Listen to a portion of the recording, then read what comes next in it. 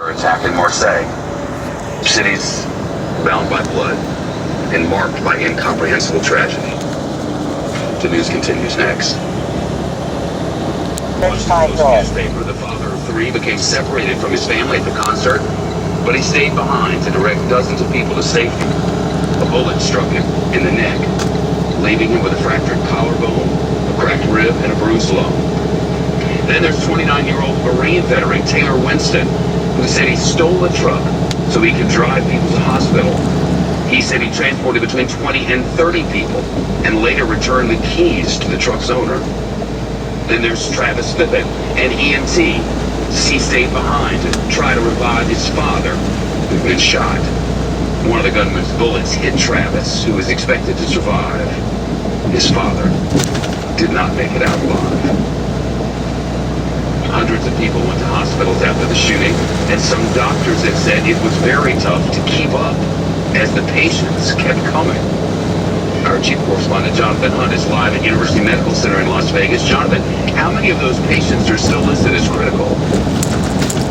Well, there are two hospitals with critical patients now. Over at Sunrise Medical, Shep, they have 33 in critical condition. Here at University Medical Center, 20 remain at this point in the ICU. I spoke to one of the surgeons who's been working day and night here. He said many of the gunshot wounds were so horrific that a lot of the staff are likely to need psychological help. Listen here. The conscious stress is seen at the time of treatment in the form of anxiety or perhaps loss of focus, and that can be easily corrected. But the unconscious forms of stress are the things that affect people in the second or third day, and we have debriefing teams going through the hospital offering services to the staff. A reminder, Shep, that as well as so many physical scars, there will be many mental scars that will also take a long time to heal, Shep. Tell us what you've learned about how the murderer modified the weapon so that they would shoot more bullets more quickly. Yeah, we talked to an ATF source who confirmed that some of the weapons were indeed modified with what is known in some circles as a slide fire mechanism. The information apparently and the components to do that easily available on the internet. This video is from one such site. We don't know that Mr. Paddock used this particular site, of course, but it is an example of what's out there. What it does, according to our source, is change the shoulder rest and effectively make the trigger finger mimic a fully automatic operation. Our source put it this way, Shep, that it basically turns a semi-automatic rifle into a machine gun. And remember, Paddock was armed with more than one machine gun. That is the kind of firepower that rained down on those innocent concert goers. Shep, Jonathan Hunt on scene for us. Jonathan, thank you. More ahead, but first, a look at more of the victims. The men and women murdered during an evening at an outdoor concert on a warm weekend night in Las Vegas.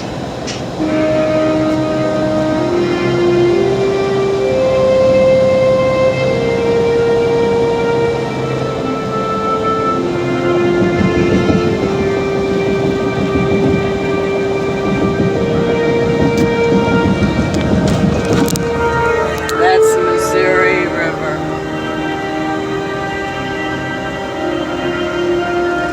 I'm in Kansas, coming into Missouri. Please, people, we need to pray for all the victims.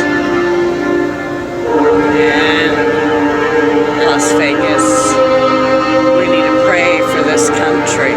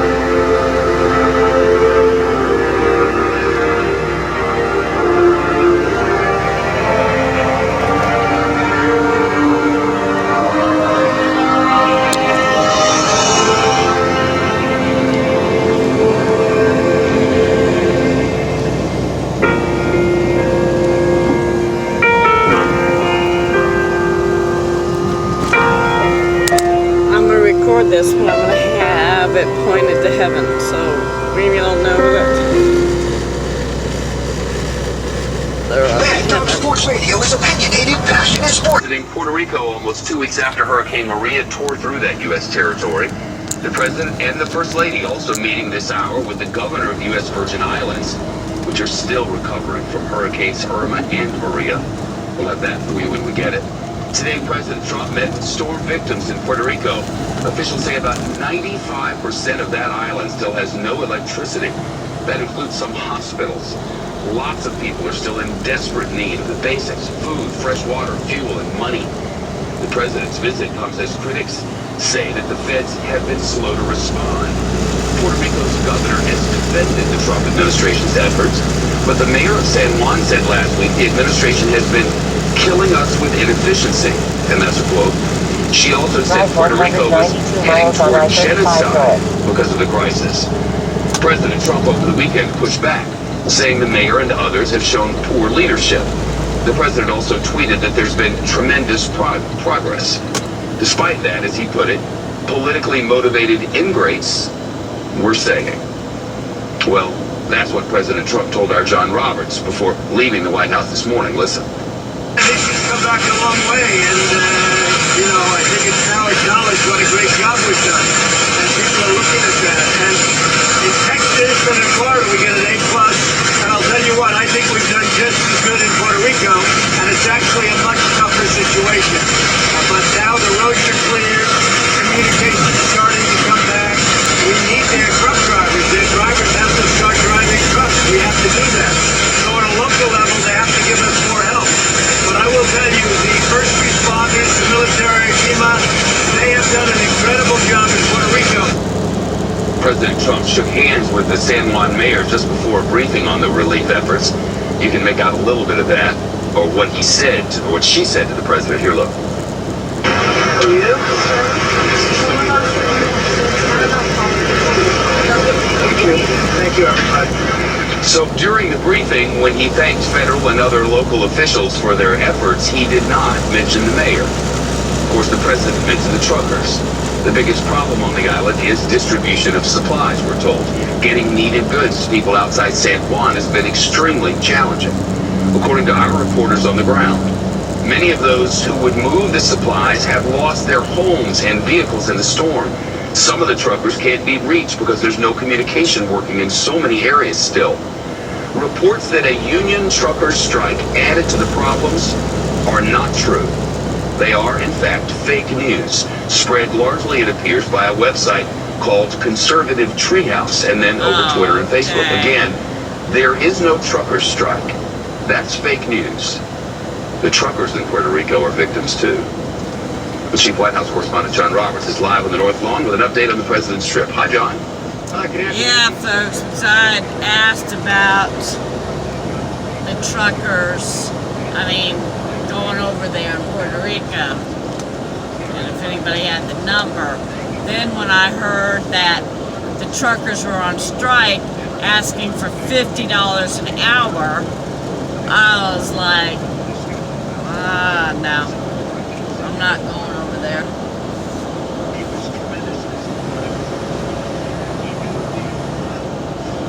You can't help your own people and you're going to strike and a devastation.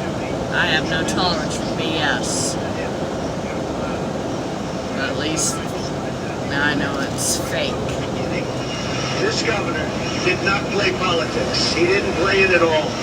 He was saying it like it was, and he was giving us the highest grades. And I want to, on behalf of our country, I want to thank you.